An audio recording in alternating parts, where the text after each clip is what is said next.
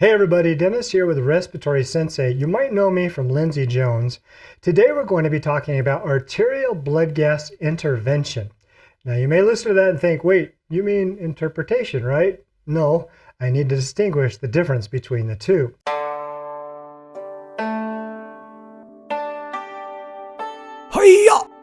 When it comes to blood gas interpretation, we're really talking about that nerdy ability to label the blood gas, look at it and decide that's partially compensated respiratory alkalosis, or that's uncompensated respiratory acidosis.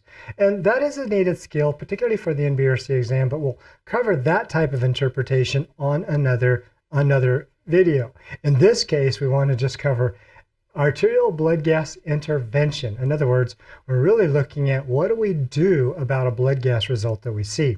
And this is applicable for you nurses out there if you're taking care of a patient, RTs, and certainly those of you who are preparing for the NBRC exam. So let's dig in. All right, the first thing we want to talk about is the fact that there's vital functions to life.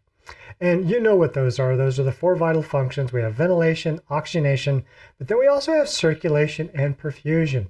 Now, when it comes to circulation and perfusion, we're talking about the heart and the blood pressure. That science of those last two vital functions is really called hemodynamics. And I'll reserve that for a whole nother series of lectures.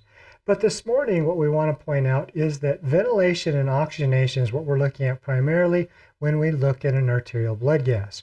In other words, we're looking at those results to decide how is the patient ventilating and how well are they oxygenating.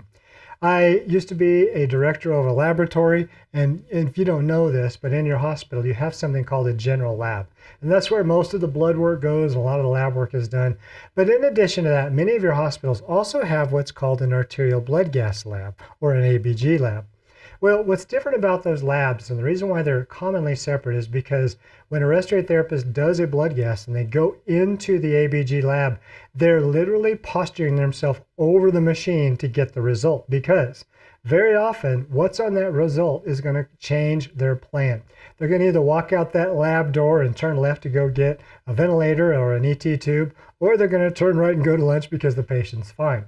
Now, when I was the director over the general lab of a hospital, I found very few, if any, laboratory results that were that important, such that as soon as we found them out, we were going to decide whether you had an emergency or not. But an ABG lab is all about deciding, do you have an emergency? In other words, are you failing in your ventilation or oxygenation? And so that's the purpose of an arterial blood gas. All right, now, so the vital functions to life, let's just clarify what constitutes the vital functions of life in terms of the ABG result. And you probably know this, but I'm going to spell it out and then we're going to just talk about it. And that is that the PCO2, often called the PaCO2, is the arterial carbon dioxide, and that's going to relate to ventilation. And then if we're looking at the blood gas, we're going to look at the PaO2 to find out how well they're oxygenating. And that's pretty intuitive, isn't it? You're talking about PaO2, that's the oxygenation, so that stands out by itself. But very often people may not quite understand that we're looking at carbon dioxide clearance.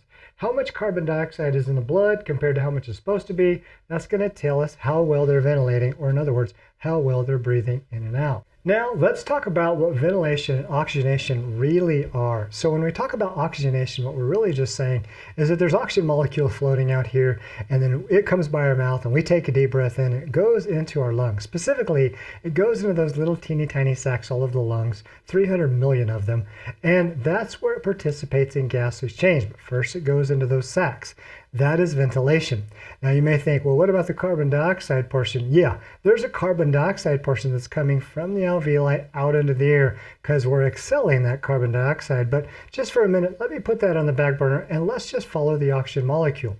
Once it gets into the alveoli, that's called ventilation, that process right there. And then the other part of the process is that in the alveoli is a 1 capillary thick membrane called the alveolar capillary membrane. And the oxygen molecule has to go through that into the blood. When it does, that's called oxygenation. And so let's just take a closer look at this to see what's happening. All right, and so what we have here is that ventilation is occurring because oxygen molecules are going from the outside air into the alveoli right here. And so that trip by itself is called ventilation. But when you want to talk about oxygenation, that's when we're talking about this portion of the trip, when the oxygen molecule goes into the blood itself. And that's what we measure in arterial blood gas to see what the oxygen level is in. Now, the reason why we care about this is that because we could have a ventilation problem, but no oxygenation problem. Or we could have a ventilation and an oxygenation problem. And then, of course, we could have no ventilation problem and no oxygenation problem. The patient could be perfectly normal. But the point is that we want to be able to define that and interpret that enough to know what we should do about it. And that's because if you have a ventilation problem, there may be one thing you need to do about it. But if you have an oxygenation problem, then there may be an entirely different solution. And so that's what we want to concentrate on. Now, when you take a look at the results that you might see on a blood gas, you're going to see a lot of data. One of the things that might stand out to you is something called the pH, and that's because the pH is usually listed first. And the first thing I'll tell you, especially you respiratory therapists, and even you nurses who are looking at a blood gas result, actually the truth is the pH is something that we care about usually the least. Now it does show acid base, and we do look at it for different reasons, like to see what degree of respiratory failure is happening there. It does have implications. But remember we said that ventilation is just simply about the carbon dioxide in the blood.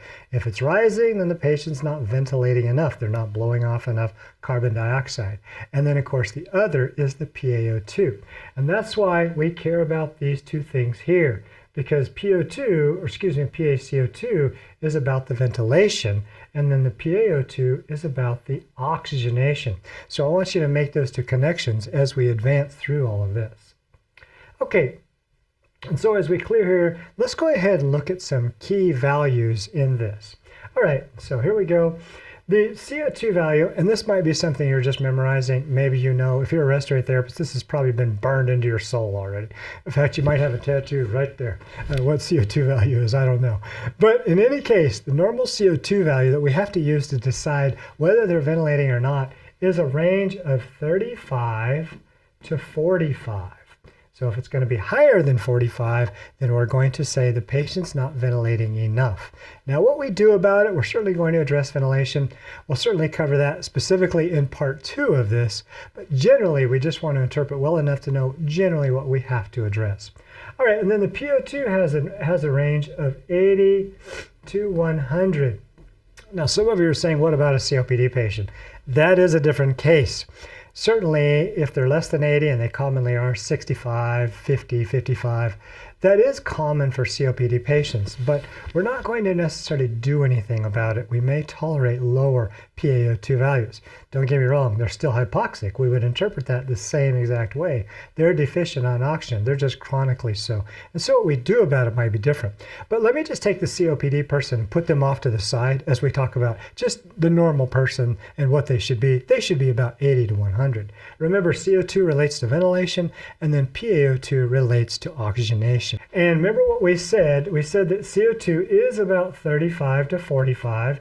That's going to be normal. And then the PO2 is about 80 to 100. So what are we to think if these values get out of whack? Well, coming over here, if we say that the CO2 is high, so let's say you have a high CO2, then what you want to say is that you have a problem with ventilation. And that's what we want you to realize. Now, take a look at the oxygen. It's not about being high. In this case, what if the PaO2 is low? So if you're below in oxygen, then that's what we want you to be concerned with, is that you're upset about the oxygenation level of the patient. Now, you might want to ask yourself, and we'll look at this in just a minute, what if the CO2 is not high, but it's actually low? We'll look at that case in just a minute. But let me just say, if somebody's blowing off excessive carbon dioxide, that just means they're breathing fast, they're breathing too much. That's fine, we may want to correct that. But one thing to draw your attention to is that, have you ever known anybody die or have their life threatened because they're breathing too much? The answer to that is probably no. But have you ever known anybody who's in threat of life because they're not breathing enough? The answer to that is yes. Now let's flip this over to oxygen. What if 80 to 100 is the normal oxygen, but what if you found somebody with an oxygen PaO2 value of 140? Now they're over-oxygenating. Okay, that's a problem. We might need to turn something down. But is it really a threat to the patient to be over-oxygenating? And again, the answer is no. You'll never see anybody die from too much oxygen. But will you see somebody die from too little oxygen? Absolutely yes.